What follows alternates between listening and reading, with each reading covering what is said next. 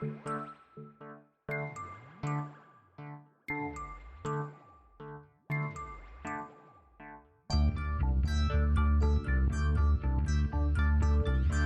is Continuum Drag, a podcast where we watch sci-fi, fantasy, and everything in between. This week, Night Visions, episodes 5 and 6. 4 college students on vacation, hoping to have the time of their lives. What they don't know is, their time is running out.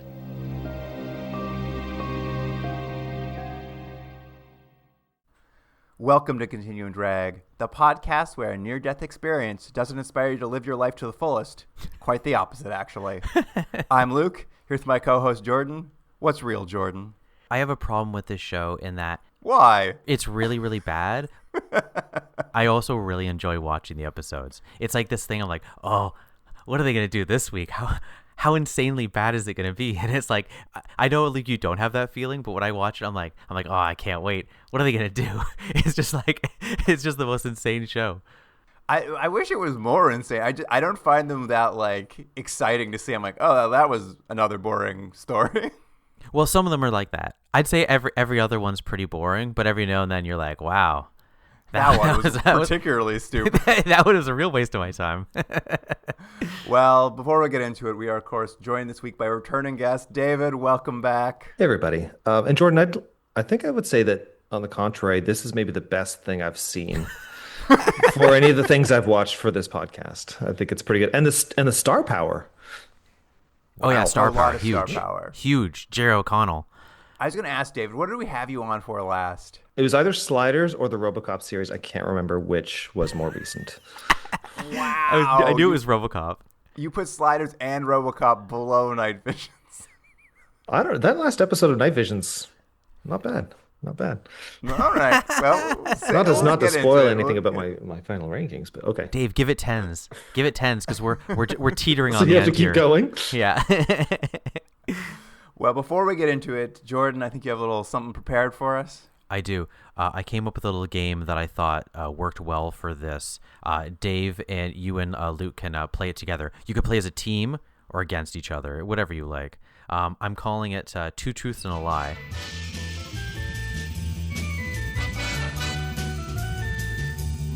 And what it is it's pretty self-explanatory. But as we've mentioned a few podcasts in now, the Henry Rollin bits are pretty hilarious on this show, and they don't really make a lot of sense. So what I've done is I went through some episodes we haven't watched yet, and I wrote down the things he said. So 2 of the things I'm going to read to you are the real things he says, and one of them is something I made up. And then you have to choose the fake one versus the real ones. Does that make sense? Okay. Yeah, that makes sense. And let me just say, we had such a ball doing this. We just couldn't stop doing it all night. We just kept coming up with just whatever the stupidest thing is, like Johnny thought he was going to get a haircut, but a haircut got him. They're just the stupidest things. Anyway, so there's a four rounds here. So here we go. And you guys, we're getting Henry Rollins morals.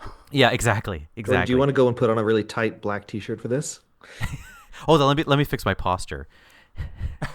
Get ready to fight at any moment. Okay, here's the first one. You guys, so again, there'll be 2 that are real and one that's not real. One that are not real. One that are not real. The first one. Maybe it takes a madman to know the mind of God. Next one.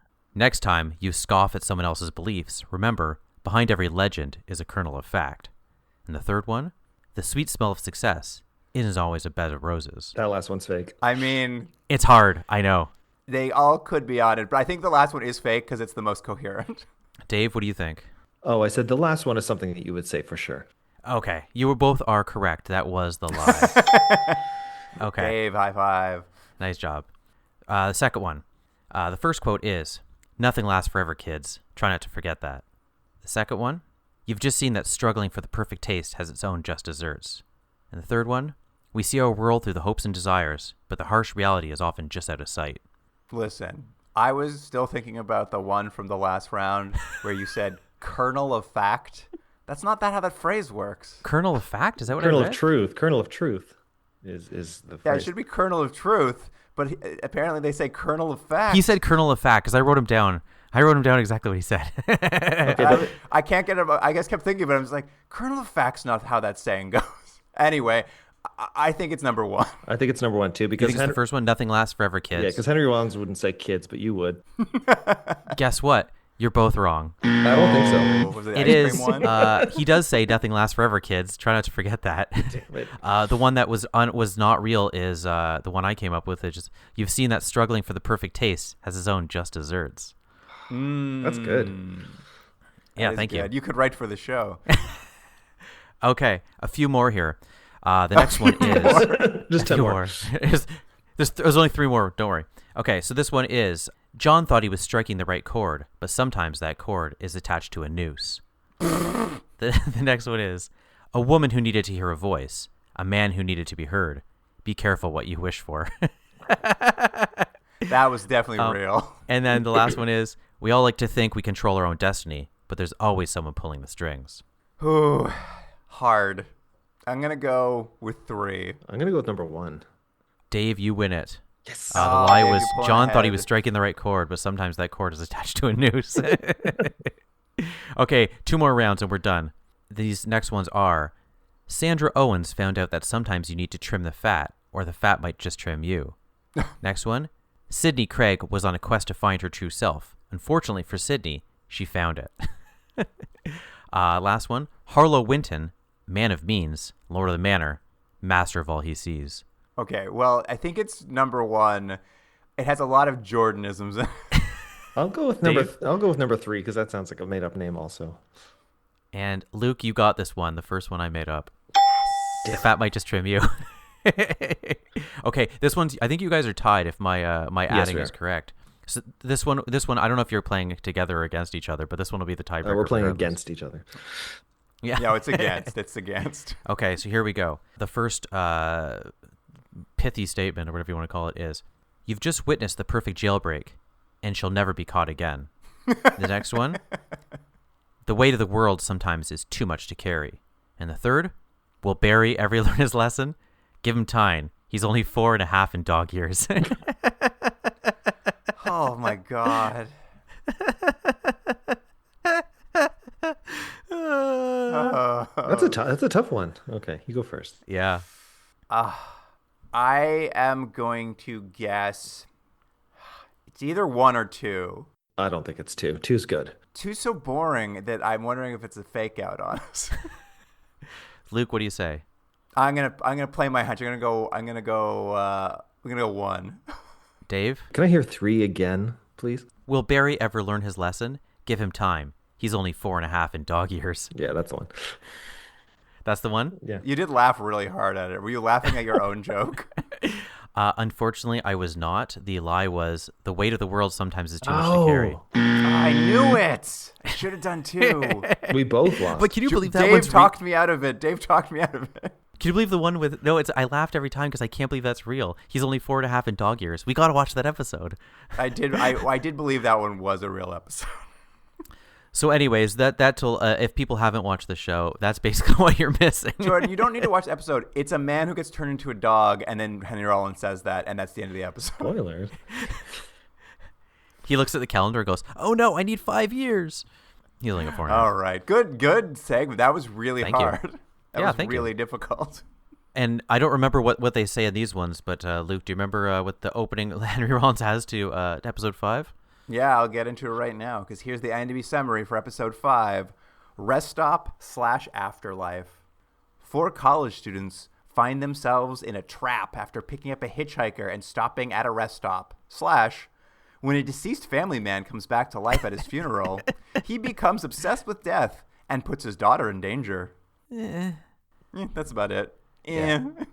Well, I just don't know if that's really what happens. Is he putting her in danger? Anyways, Well, I'd say very much so. I guess at the end. First segment, Rest Stop, is Yeah. quite the opening because the pink Power Ranger herself, Amy Jo Yeah. Johnson, is driving with her college friends, which are, I guess, her brother and 2 others, when they Yeah. see the original Slider himself, Jerry O'Connell, hitchhiking on the side of the road, and she's just like, hey, that guy's hot. Let's pick Yeah. up sliders. Okay, let me mention something before we give away anything of the episode. They stop and pick up the hitchhiker. right? Yeah. Don't you think the whole like crux of the episode should be that they don't pick him up? I don't know, man. Oh, because then it would be Do you know what I mean? like okay, yeah, I understand what you're saying. But then what's Jerry O'Connell going to do? Well, that's true. I just think it makes a lot more sense if they don't pick him up at the beginning. Fair enough. I can see what you're saying, though, because the twist will put us there. Yeah. Anyway, they pick up Jerry O'Connell. It's Flirt City. They pull over at a rest stop, I guess, to use the bathroom, where a bunch of white hippies in dreadlocks selling indigenous souvenirs on the side of the road are hanging out at this rest stop. And I'm just like, what is happening? I wrote that he stops and Allison Chains is there in the parking lot. Is that just It's for me? insane. That's just a joke for me? Anyway, they go in and use the bathroom, and when they all come out, the rest stop is vacant. Everyone's disappeared, and someone has stolen their SUV. Okay, point the first. Why do they disappear? When we know the overall point of again, this twist that we're going to hear. It's not supernatural. It's not supernatural. Why disappear? How does it help?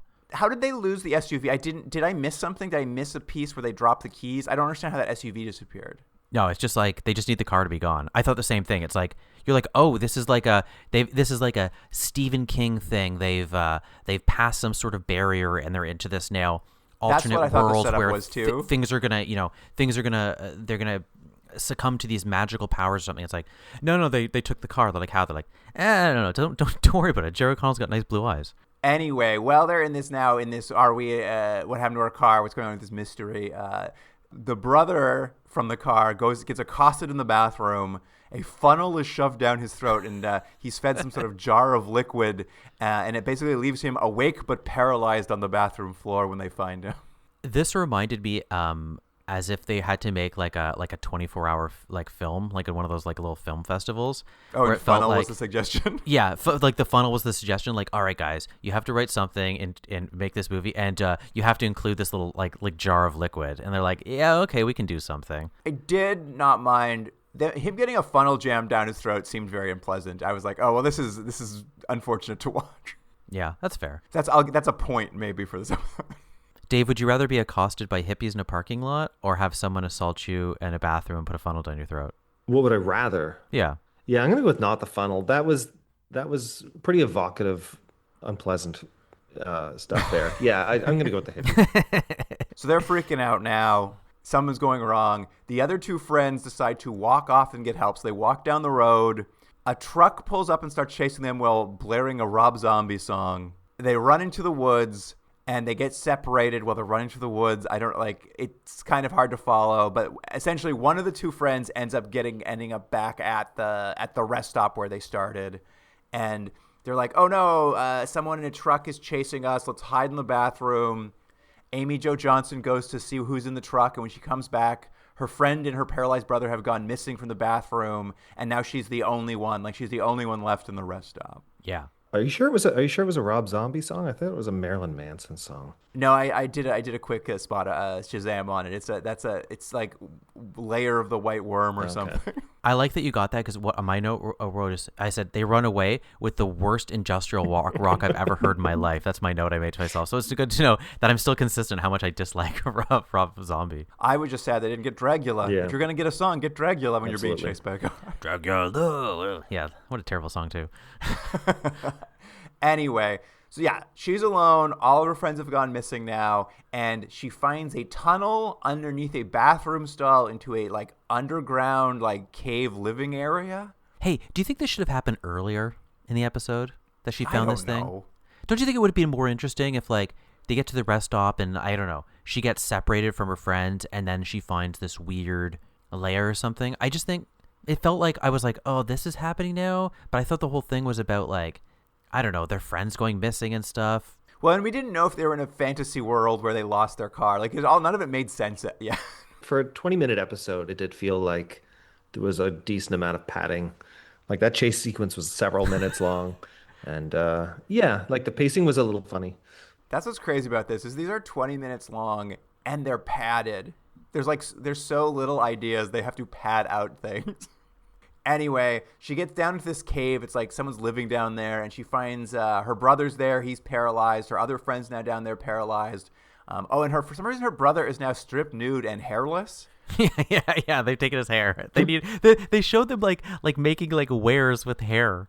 But what happens now is Jerry O'Connell reappears. It turns out he's one of these white hippies with dreadlocks who sell indigenous things on the side of the road, because they're out there catching rich college kids so they can skin them alive to make more like indigenous drums to sell on the side of the road out of their skin.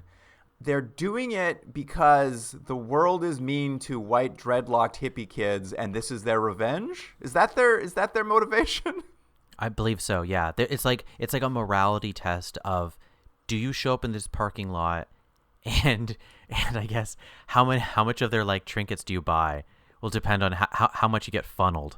That was my point from the beginning. It's like, well, shouldn't it have been that he didn't get picked up, and the whole point is they were selfish and they didn't pick up someone who is in need, and thus they get punished. I'm not saying it's great. At least there's a morality to that. They're like, oh, you should have done something nice for someone. I'm like, but they picked him up. And it's like, it's not like they were one of the friends was a little jerky to the hippies, but like for the most part they were just like whatever. It didn't seem to. The turn was like, can you believe this? I'm like, not really, because it doesn't make any sense. It wasn't sufficiently on the nose, right? Yeah, I think their choice of having the slighted party be suburban kids who just taken a joyride to sell things on the side of the road for pot is not really a group of people who we feel much sympathy for. And don't you think it would be more interesting if the turn was, like, I should say, watching this, you know right away, because it's all like shot in these angles where like, ooh, Jerry O'Connell's mysterious and he's looking at stuff. So they bury the lead that he's going to be evil right off the beginning. You know that. So wouldn't it be a more interesting turn if he wasn't at the end? Like maybe they were doing something because you found out these kids had done whatever. It's a bad example. Like something bad environmentally, and this is someone who is taking it on their own, but they're doing it for good reasons or something. It's like, you're pitching a Swamp Thing episode. Yeah. That's right. Swamp Thing teaches them a lesson. Dreadlocks. He comes through. Yeah. Or maybe Amy Jo Johnson should have been saved because she did the kind thing. Like, there's like, what's the internal logic of this story, right? I mean, what's the lesson that's meant to be learned? Here's the thing. What is the lesson? Because Jerry O'Connell, his whole thing is like, they're making eyes at each other, like, and at the end when he grabs her in the basement, he's like, well, I thought you were good. I thought you were going to kiss me over your paralyzed brother, and then you wouldn't make out with me over your brother in a medical emergency, and now I know you're bad, so I'm going to kill you too. I'm like, oh, so you're some sort of date rapist. So you're the hero of the story? Okay, is it better that when he goes to try to make out with her, she's freaked out because he's put on her brother's skin? And he's like, what's the big deal? And she's like, I can't make out with you when you're wearing that. And he's like, that's it. You're getting funneled too. Well, it's so funny because he's just like, I thought you were different than the rest of them. I thought you were going to let me have sex with you. I'm like, what?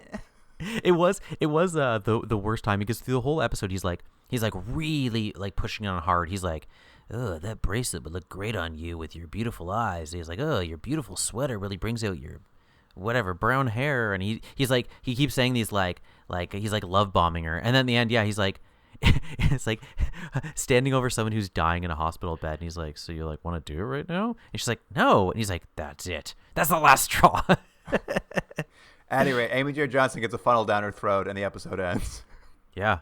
But let me ask you this. One last thing about the question. I also have a question. You go first. Let's see if there's the same question. Okay. So we're talking about internal logic. What is the point of him being a hitchhiker? Because they were going to stop at that rest stop anyway. And even if it wasn't this group, multiple groups are going to stop because it is a rest stop. Why does he need to be a hitchhiker if that has nothing to do with the morality? It has nothing to do with whether they pick him up or not. Is it just like he gets a horrible shift? Do they keep switching who has to be the hitchhiker so someone will ride in the car? Like it didn't have any effect. There's no reason he's hitchhiking. I think the only reason you could give it is that it gives more evidence to the other people in the car being snobby and not wanting him to be picked up, and then being kind of cruel to him. Not they're cruel, but unkind to him. That's kind of all you could say. I think that's fair, with the exception of in the car, he's the only one that's a little bit snarky. Because remember, he makes fun of the guy's tattoo. Yeah, he's kind of a jerk. They're actually fine. He's kind of a jerk to them. So I was like, yeah, it's like it was just they played their hand way too heavy.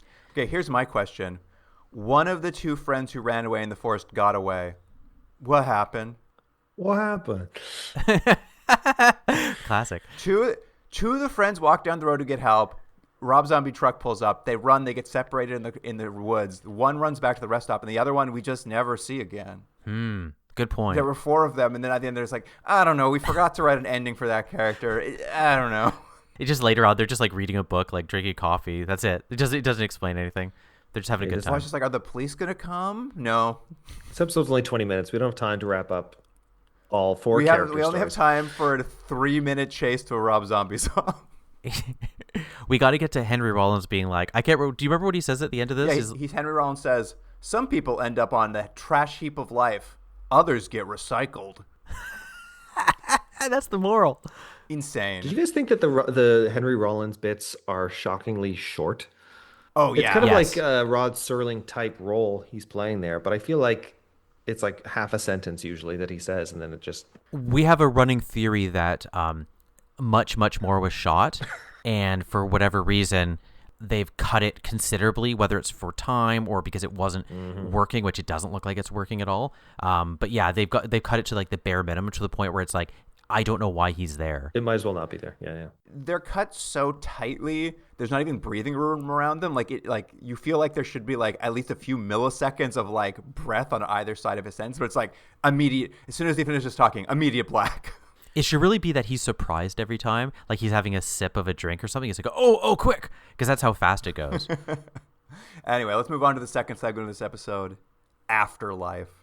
It's Randy Quaid's funeral, and his eyes just won't stay shut. This is another one where I like that they set this up so that like the turn at the end, or not even really a turn, so the machine can keep going, and this plop, you're like, but why are his eyes staying open? They're like, they just do. His eyes just need to stay open. Don't worry about it. Don't worry about it. They just do. You know, sometimes dead bodies who don't have eyeballs, by the way, their eyes just open up. Yeah, they're really lucky they didn't do the normal embalming before a funeral in this episode.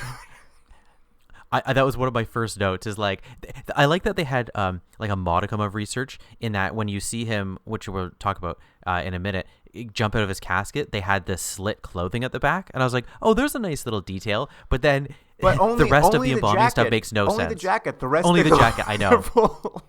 What it should have been is he should have jumped up and the clothes just fell off him, and he was entirely naked. Or you could see his butt like a hospital robe. Yeah. Yeah. Here's the thing. So we're at his funeral. His wife and daughter give him eulogies, and then the casket starts to shake, and I'm just like, oh my God, are we going to Tim Robbins coffin flop with Randy Quaid here? But no, he just sits up, and after it shakes for a while, like something supernatural is happening, he pops out, and he's just like, hey, I'm completely alive, it turns out. And they take him to the hospital, and the doctor at the hospital just shrugs. She's like, guess he wasn't dead. He's just sleeping. It's like, I love how everyone's just like, yeah, that's weird. That was unfortunate. But like, can you imagine having to call the insurance company? I don't know if you guys have done other insurance claims, which they're a nightmare as is, but like, imagine calling the insurance company because you're already collecting on your dead spouse, and you're like, hey, funny story. So I know we went through the whole procedure. They got up they got up during the funeral. So do I have to give this money back? It's a good question. Because he died. He did die. Technically, we got a death certificate. Yeah, there you go. So he did die. So it's like a technicality. I think the money keeps coming in. Nobody noticed he was still breathing. Yeah. But anyway, now that Randy Quaid's still alive.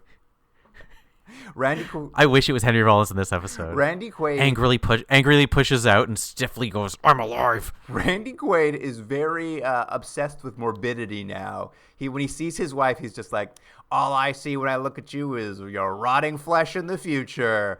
Or he's like eating his favorite meal to make him. He's just like, tastes like dirt to me.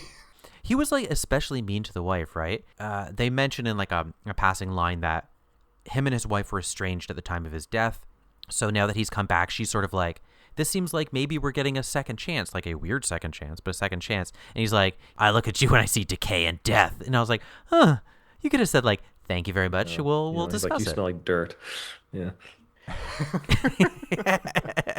Not a good way to rekindle that relationship. But the one thing he likes about being alive again is collage art. So he makes a collage of what heaven looks like, because he explains that when he died, he went to heaven, and being back alive again sucks. Being alive sucks. Heaven rules. I wish I was back in heaven. It's an entire season of Buffy in 20 minutes.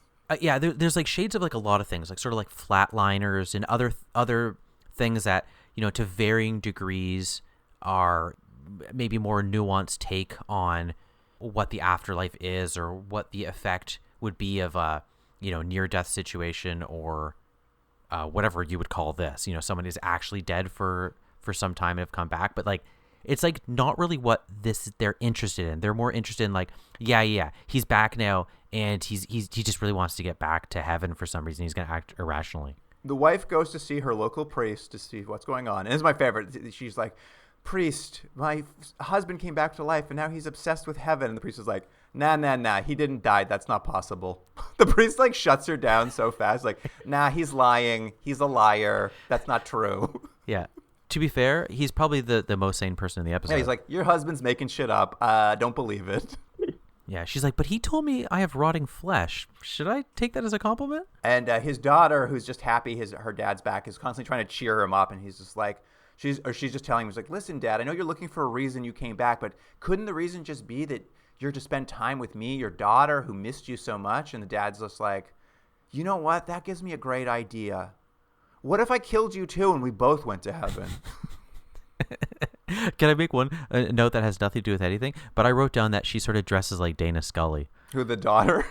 Yeah. I didn't have a lot of notes about this episode, but one of my notes was daughter dress is weird. I think she's wearing like a blue button-up shirt and like a blazer. And I think she's like 12. Yeah, she bought it from the Dana Scully collection. Anyway, what's important is heaven rules, life drools. So Fact. Yeah. Randy Quaid brings his daughter up to the top of their apartment building and stands on the side of the roof and says, let's just jump off together and go to heaven. It'll be a lot of fun. And the daughter's like, Dad, I don't know about that. Mom comes home from the priest and is like, what are you doing? Don't force your daughter off the side. And then Randy Quaid literally just shrugs and says, I tried. And then he falls off the building. I just want to add one thing. When he's trying to convince her to jump, because he's like, let's just do it together. Whatever. It's this beautiful thing. You won't believe how euphoric heaven is.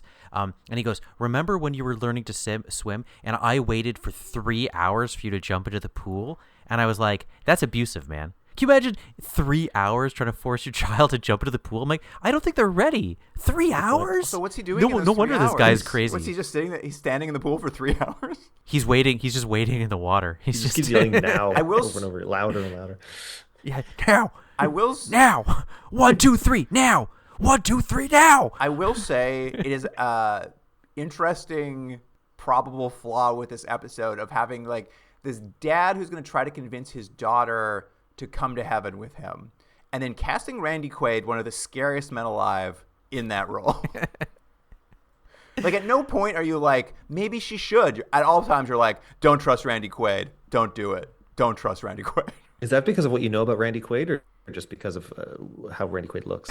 I think even normal Randy Quaid was always a little off-putting. Is he a fugitive? What's going on with Randy Quaid? Does anybody know right now? Wasn't he driving around like on the west coast of Canada with his wife? He's out there in BC somewhere doing something crazy. Okay.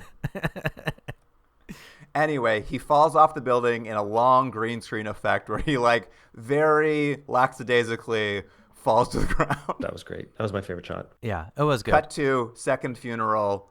His eyes won't shut again, but this time he's definitely dead. And then the big reveal that explains the episode is on the roof of the funeral home where the coffin lies is a stained glass window that looks exactly like his collage of heaven. So I guess the first time he was still technically alive and his eyes wouldn't close, so he kept looking at a stained glass window and thinking, that's heaven? Well, there's ambiguity there, right? Is I don't think there is. I don't think there is. I think that's the problem, is if there was some ambiguity, it might have been a little bit more interesting to be like, if at the end they're like, did he die? Did he see, a nirvana or a heaven or some sort of afterlife?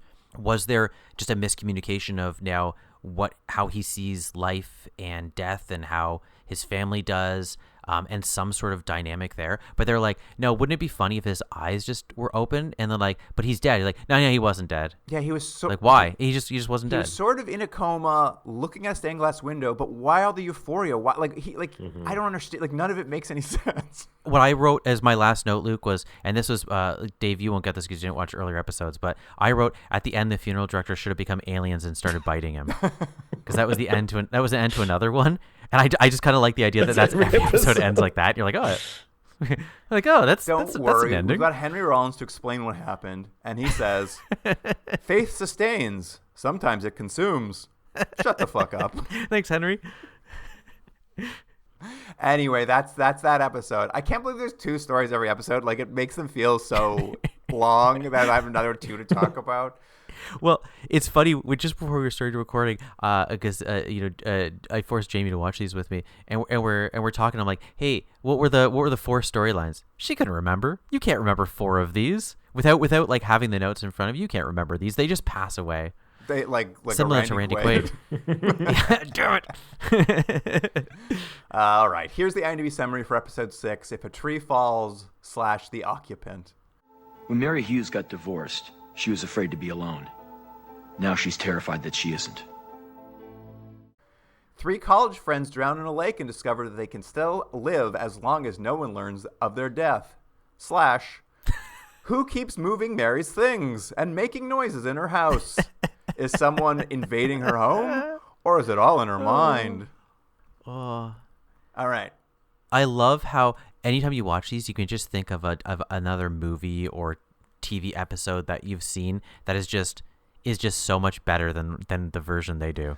Well, here's the first segment. If a tree falls, it's more college kids going for a drive, but this time with the plot of the Randy Quaid one we just talked about. So it's those last 2 episodes combined. Yeah, it is funny that that like back-to-back episodes, they have the exact same opening. It's just like college kids like driving. Am I right?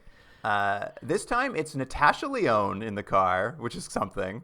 And she's with her. I think one of them's maybe her boyfriend, and the other one's just a buddy. So there's 3 of them in a car. Mm-hmm. The boyfriend, boy, does he love God. Can't stop talking about it. It's weird. Like, I know it's supposed to be this sort of crisis of faith that they're playing with. They have to jam it in though, because they don't know where else to put it. They have to jam it in, and it's like a real sore thumb. Like it's bad. Because he's talking about it, and I think him and Natasha only are dating, but he's just like, I can't imagine dating a girl who doesn't believe in God. And like, she's like, I don't believe in God. I'm like, wait, what is this relationship? I think it's that they had dated for a while, if I'm not mistaken. Oh, it's a previous relationship. Yeah, I think that's what it is.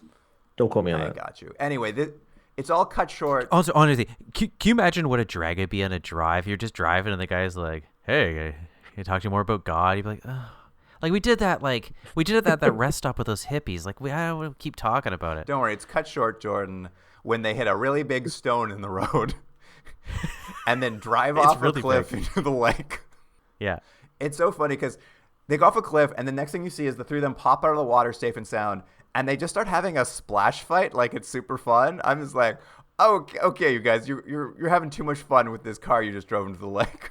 But then, Luke, you don't realize how traumatic this is. They're splashing around. They look over, and what do they see?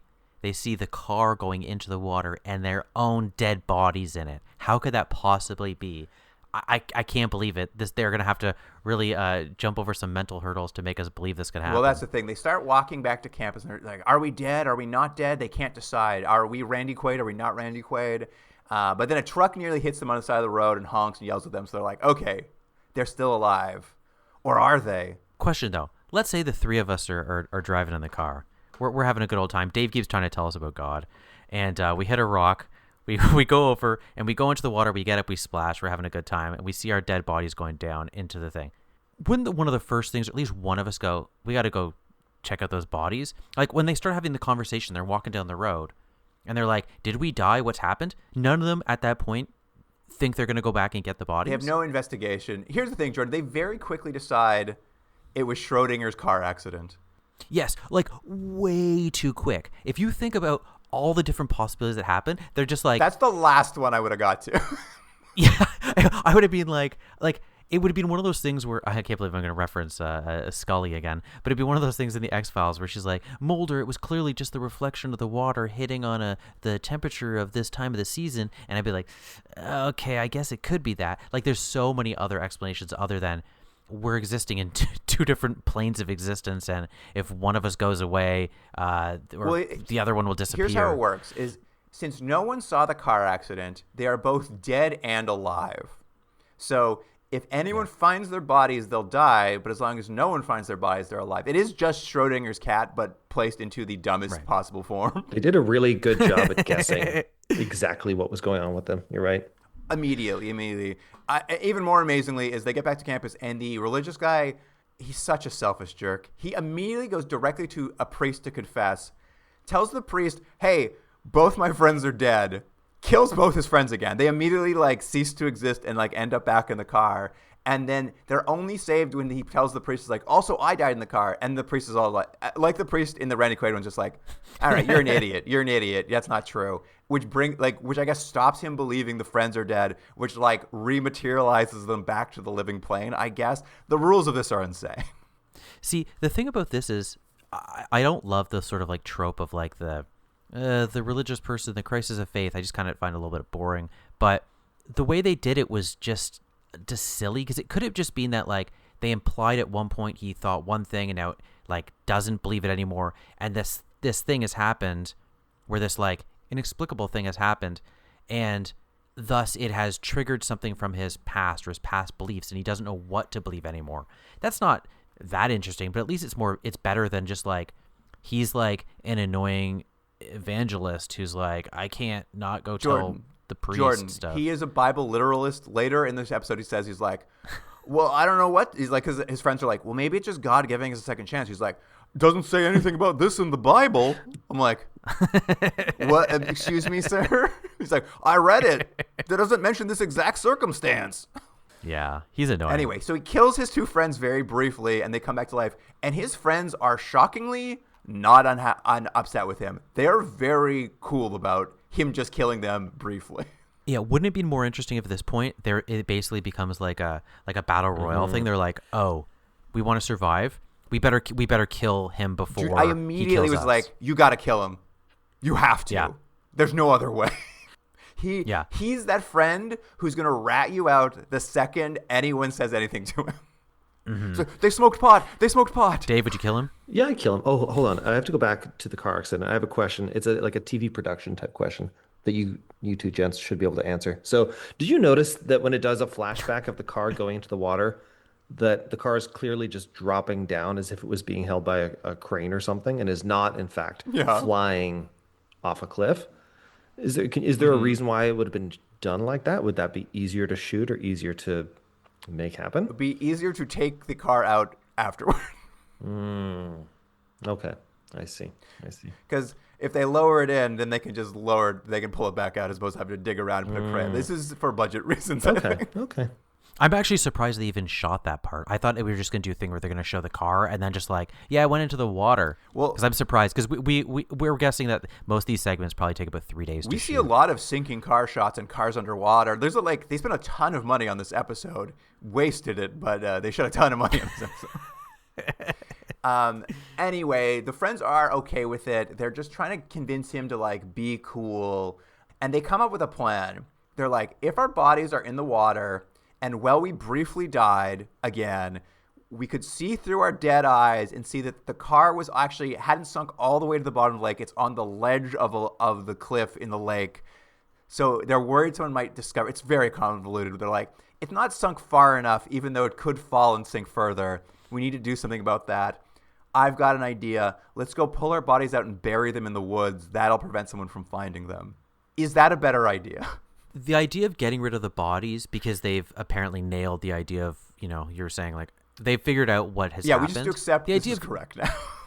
Yeah, getting rid of the bodies is not the worst idea. I just don't know if burying them is any better than I was just having them sink to the bottom of the lake. Don't pull them out and bury them. A dog's going to dig those bodies up, 100%. I was thinking they needed to get down there and try and push it off that ledge somehow.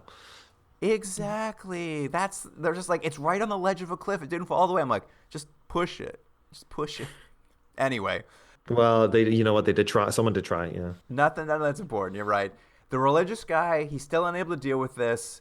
As we said, he believes in Bible literalism, so he's just like, you know what this means? It means God is testing me. God's putting my faith to the test to prove that I will kill myself for him. So he believes in an Old Testament God very explicitly. He just didn't get to the second half. So he's like, he leaves a suicide note for his friends, and he goes back to the lake. He's like, I'm going to swim down to the car. I'm going to get my body out. I'm going to show it to this convenient fisherman who happens to be fishing just above our bodies, and I'll die. And his friends, of course, find the suicide note, and they're like, oh, man, he's going to fuck us, isn't he? We got to get to that lake. And sure enough, he swims down to that car, and he's like, my body's hard to get out of the car. I should pull my two friends' bodies out first, float them to the surface so I have a better angle at my own body. And I'm just like, this is the most selfish man on earth. There's no other explanation. This man thinks about himself alone and no one else. Let's say his body's discovered.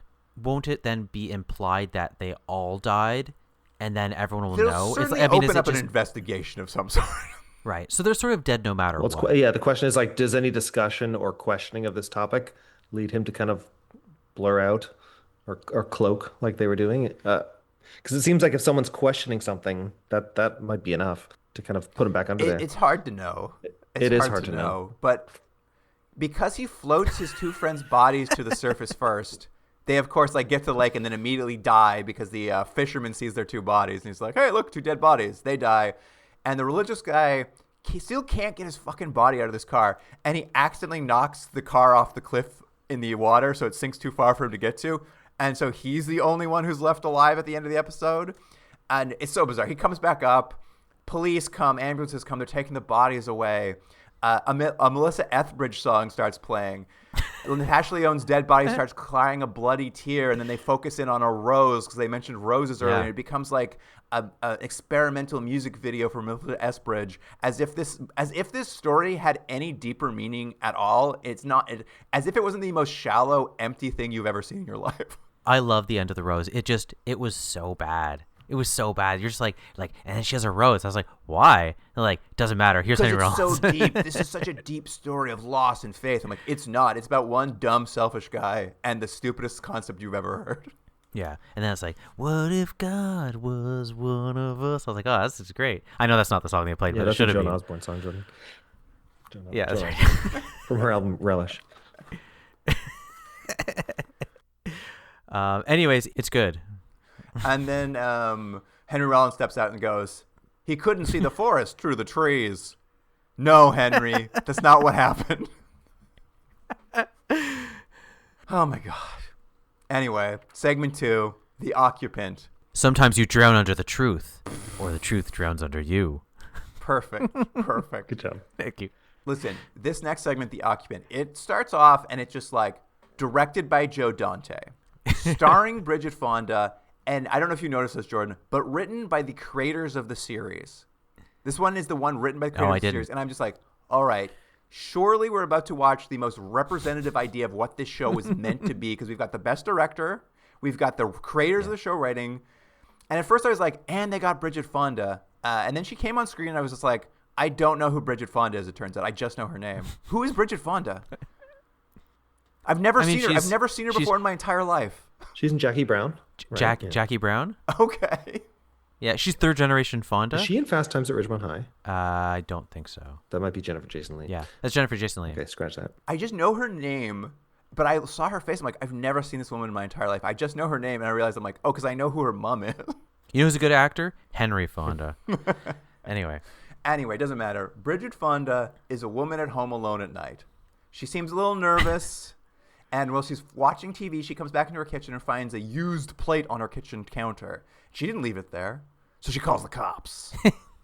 Yeah, I'll say this. The way this was done it's odd. However, the actual concept, and I think a lot of these, the concept itself is wonky, but I think this idea has some merit, some creepiness to it. Like the idea of what we're going to find is you being in your home, and it seems like things are being weird, but they're just a little bit weird. Like you're saying, like a plate is out, or clothing is misplaced, or there's just things. It's a haunted so it's house like story. Yeah, like what is happening, and you're by yourself and no one believes you. You're like, okay, that's a great starting point. You're like, are you guys gonna run with it? They're like, No, I'm Joe Dante, and I have a dinner reservation at 4 p.m. Early dinner tonight, so I gotta go. yeah. Yeah, that's just it. She finds this plate. She calls the cops. The cops are like, I don't know what to tell you, lady. Nobody's in your house. We looked around.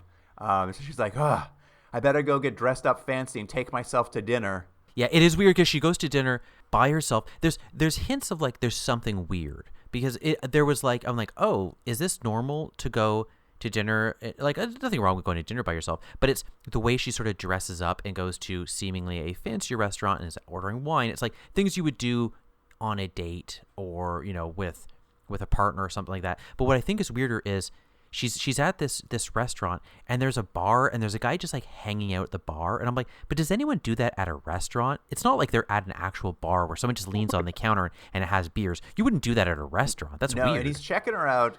She's creeped out by it, and she tries to get her check, but her credit cards won't work. So the creeper at the bar pays for her bill, and they walk. He walks her back to her house, like trying to chat her up because he's a new neighbor. Mm-hmm. And this is what I found weirder than anything in this episode, Jordan. He's just like, I just moved to the neighborhood. I love it here. All the restaurants are close. All the cool shops are close. They're all walking distance. We were just met at that restaurant where you can stand at a bar and hit on a woman. But where they live is a suburb. They live in a suburb with suburban homes. There's no suburb on Earth within walking distance of a hip downtown night district. That's a good point. Plot hole. Yeah. Maybe it's a plot hole, but maybe there was some good urban planning happening. Maybe there's all these restaurants in the middle and the houses are around. That's the most supernatural thing about this episode, Jordan, that this is a walkable neighborhood in a suburb. But I like in this conversation, he's like clearly kind of hitting on her, and I don't know, this actor is making weird choices, but he's like, you're not supposed to know, it's like, is he a creep or is he not a creep? I think that's what they're trying to go for. But just the inherent thing of like a woman walking on a dark street by herself and you won't leave her alone. I'm just gonna run up to this woman and start talking to her. Yeah, it's like just leave her Jordan, alone. Even if your intentions are good, maybe just Jordan, leave her she alone. owes him. He bought her dinner. I know, it's not good. Anyway, she finally gets to her house and excuses herself to go inside. And when she gets inside, she finds someone's laid out a different dress for her, and someone's been messing around with her makeup. Oh no! Yeah, someone's been in my house again. I better call my ex-husband in a panic. And he calls her ex-husband. He's like, I think someone's in our house. And he's just like, stop calling here. Hangs up. He's not very responsive to her calls, so they did not end their relationship on a good note. So she goes back to bed. She wakes up. What does she hear? It's Vincent Price on the TV downstairs. Is someone watching Time Express? I thought the same thing. That's funny. So she calls the police and says, someone's in my home. They're watching TV downstairs. The police are like, we're not coming again. One time's enough. One time's enough for the police to come. That's all you get. You'll get one call a day. That's the thing about this neighborhood. It's great walking distance to restaurants, but the police presence is terrible. Thankfully, though, she hears whoever's downstairs watching the TV leaves. They walk out the front door so she can go back to sleep. Yeah. Next day, we cut to her. She's gone to the jeweler to sell a watch because I guess she needs to pay that credit card bill. I think that's what's happening here. Is she having money issues? They're not quite sure. They're just like, they keep trying to like keep things vague, but you're like, what is happening? But as she's leaving, she bumps into that horny neighbor again, and she's feeling a little desperate, so she kind of tells him her story. She's like, I feel like someone's in my house. There's some problems going on. He's like, I need to tell someone. I hope you'll listen to me. And he's like, of course I'll listen to you. But can I, like, kiss you first? And when she says no, he's immediately just like, well, fuck you then. Maybe your cool ghost roommate will have sex with me. And she's like, wait, why'd you say that? He's like, just joking. Why are you so frigid? I'm like, what is happening with this man? He's like, my last girlfriend, I tried kissing her over her paralyzed brother, and she also freaked out. What's with you women? He is such a creep. It is so fun. Like, there's like no, there's like, and then what if she met a creep on the street? I guess it's supposed to, obviously it's supposed to be a red herring. Like, is he involved somehow? But it's so on the nose. Like, and like, at no point do you think he's involved. You just think he's a creep in the neighborhood. Yeah. Anyway, she gets back home. She gets in bed. She hears someone come in the house, so she hides in the closet and calls the cops. And this time they're like, I think this time because she gets a female officer on the phone, they're like, okay, we'll send someone. I'm not sure if that was what they're going for, but they're like, just stay in the closet. We're sending someone. The cops finally arrive. They find her in the closet, and they've got a stewardess with them. And Bridget Fonda's just like, hey, you caught the person who's in my house. And they're like, yes. you're not the one who's crazy. It's her. Oh, just kidding, Bridget Fonda. You're actually an insane person, and you've been breaking into the stewardess's house. And so that's why you haven't been seeing her, because she's a stewardess who works weird hours, question mark. That's what they're doing. They picked the one career where they're like, hey, what would someone who have odd hours? They're like, oh, they're a stewardess. And that's the whole thing. They're like, at the end, they're just like, and that's the end of the episode. It turns out you were just crazy all along. What? Here's why this is a great episode, guys. Tell us, Dave. Okay, so what I did like about this episode, genuinely, is that I kind of liked that it's all very much from her perspective. So you're seeing things that aren't necessarily making a lot of sense, and you're not really hearing any context, and this character isn't really telling you what's happening. You're just kind of seeing it, and some things don't really make sense until the end. But I kind of like that you're experiencing this person's point of view in a very narrow way. So at the end, when this twist is revealed that, she's been living in her ex's house and she's had some sort of mental break, I feel like that was like borderline effective for me. Well, that's fair enough. Borderline. I felt like it's like, you know how this mystery makes no sense? It's because she's crazy. I think to Dave's point, I think there's something there. I think it probably would have worked better if they had spent a little less time on stuff like Luke, you were saying, like the red herring of the neighbor and stuff, and maybe more about, they could have had a thing where, like, for some reason her key's not working properly and she's like, oh, my ex did something or whatever, like something to that, where you'd be like, oh, so she'd had already trouble getting into the house and she'd had trouble doing this, and instead of like well, she's having money issues, like, okay, well, that has nothing to do with the house. Like, it all should have been issues that she was having with the house. I think maybe that would have made it better. It needs to be clearer, because here's the thing. At the very start, she's watching TV in the room and then finds a dirty dish. So you're telling me the stewardess came home, had a meal, ignored the woman and the TV on in the room next to her, and then went back out again? It is the one thing that, not the one thing, but there is one issue, is that when they actually have the two of them in the house coexisting, it's like, well, one would, like, I know they have Bridget Fonda noticing the stewardess, but like the stewardess would know there was someone sleeping in her bed. Yeah. 100%. That's not the guest room. Yeah. While she's watching TV, she's like, wait a minute, did I just hear someone upstairs? Anyway, just because they don't want to leave us on a cliffhanger, they make sure that after Bridget Fonda's taken away to the police, they cut to the horny neighbor dropping by to see the stewardess, and the stewardess is like, a weird woman was living in my house, and he's like, cool, you want to come have a drink at my house with me? I'm really horny. I'm like, this is how we end the episode? Yeah. But Henry Rollin comes out to explain everything, as always. And he's like, she was crazy, but now she's been evicted from her own delusion. Is that what he said? Yeah. Disrespectful. Yeah, it's disrespectful. All right. Do we not cover anything? Any other final notes you didn't get to that you want to talk about before we get to ratings? We're all clear on who Bridget Fonda is now? Oh, yeah. Only she's a Nepo, baby. I got it. 2 generations. If we're ready to move on, then let's get to it. Let's rate Rest Stop / Afterlife. The first two, we rate them as a total because it's one episode. Dave, as you know, it's out of 10. What do you think? I'm just curious. Maybe you can't answer this question, but do you know what rating I would need to give it to force you guys to continue watching this show? Or is that, you can't tell me that? It would have to be extraordinarily aggressive. That'd be pretty high. And even if it was the most aggressive you could give a rating, it still might not work. I see. So is this the make or break episode? We're gonna do the escape pod as soon as we do ratings. So if you want to try, you're more than welcome. But that's disingenuous. I don't know what'll happen. 10. That's not right, is it? And I mean, the listeners listen to you because they know you're a genuine guy. That's true. They want to hear your truthful opinion. They don't want you to be disingenuous. Okay. It's just 10s, I guess. Or do they? Well, unless they just want it to keep going. Maybe that's all the people, like capital P, the people want, It's for you to keep watching this program.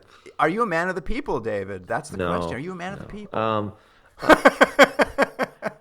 So the first 2 segments, the first one I would say was the weakest, and then the second one was the second worst. Overall, I'm going to give it like a 5. 5? All right. Do you guys do points? Is it like point? Yeah, you could do points. You can do a point. Is it a 100-point scale? Sure. Okay. I'm going to give it a 5 point. I'll give it a 5.1. 5.1. I love it. This honestly, I think Night Visions has been the first time we've ever encountered like not 0.5s. I think we had like a 3.2 from another guest. Now 5.1. Jordan, what do you think?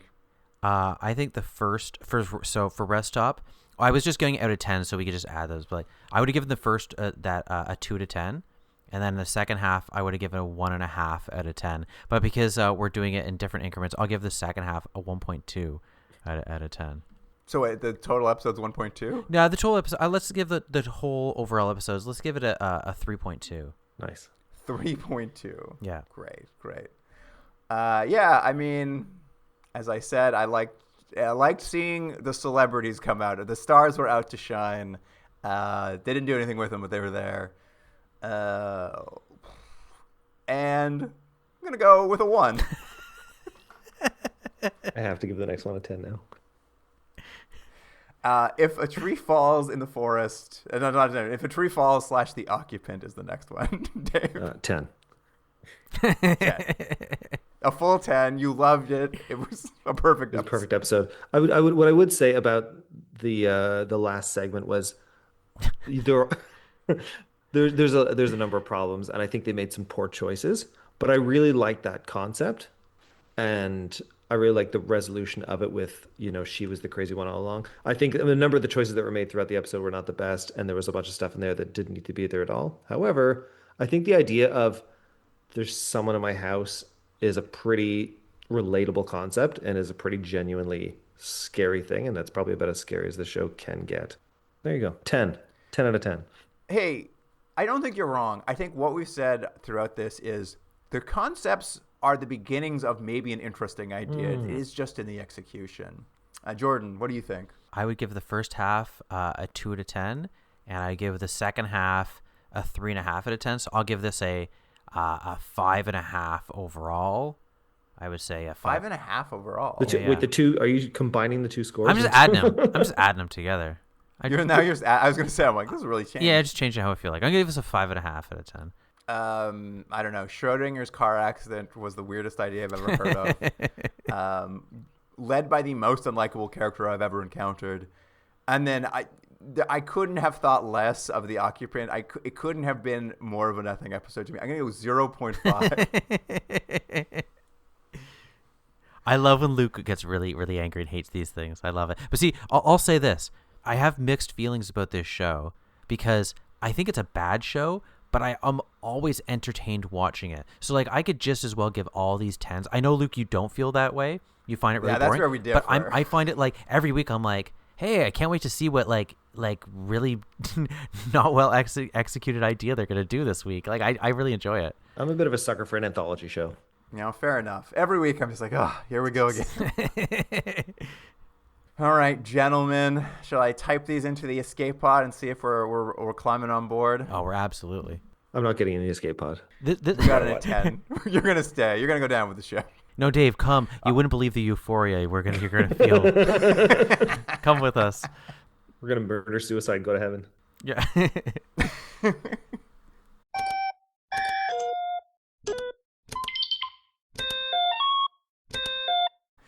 And here's the current series average for Night Visions. Do you want to guess? Do you want to guess where we might be, Jordan? Oh, it's low. It's like, I say 3.68. It is 2.73. That seems low. Is that bad? Yeah, it's bad. It's not great. I don't even think if you gave them both 10s, it would have made any major difference. What's the cutoff point? Is it 3? 5. 5. Oh. Way below the cutoff points. We are going to take the escape pod. We'll come back. We'll watch the final episode of Night Visions in our next Night Visions episode. So we will put a capper on seeing the finale of it. If I'm not mistaken, from our original research on this, the final episode aired like a year almost after the show stopped really airing. But it'd be interesting to see what it was like when it concluded. We're going to find out if Barry ever learns his lesson because he only has 4.5 years in dog years. Yeah, is that the last episode? It might be. I don't know. What do you guys think about the idea of Henry Rollins was in all of the episodes as some sort of character? Would that have been better? I'd rather that. I would 100% rather. If Henry Rollins was like the what's his name from the Final Destination series, who just always pops up and like gives you like a cryptic message, that would be great. No, it'd be better if like he just has a different mustache every time. I'm like, oh, he's really stretching himself. Oh, he plays. He's the lead in every Yes, single episode, everyone, yeah. irregardless of age or gender. Better show, honestly. Yeah. But yes, that wraps it up for the episode. Listener, you can find clips from, of course, Night Visions on Instagram, TikTok, Facebook, and Blue Sky. Handle there and all of those is at Continuum Drag. We're a lot of Randy Quaid. Going to be a lot of Randy Quaid. Are we on Truth Social? I was just about to ask. Yeah, we're definitely on True Social. Dave's #1 platform. After Gab. Yeah. But that wraps up for the episode. So, listener, thanks for joining us, Jordan. See you on the next one. I'll see you then. Can't get enough Continuum Drag? Commission a bonus episode for charity.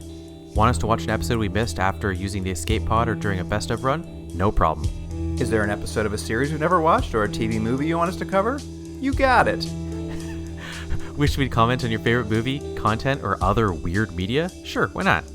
All you have to do is make a donation to one of the charities selected by past guests on our website. We suggest a donation of $50 per television hour of content we're watching, but everyone's means are different, so give what you can. Get all the details about bonus episodes for charity on our website, continuumdrag.podbean.com, or follow the links in our social media profiles. Continuum Drag is recorded in Ontario, Canada, and Seoul, South Korea. Theme music by James Rick Seidler. Produced by Jordan Delic and Luke Black. Special thanks to Aaron Hughes.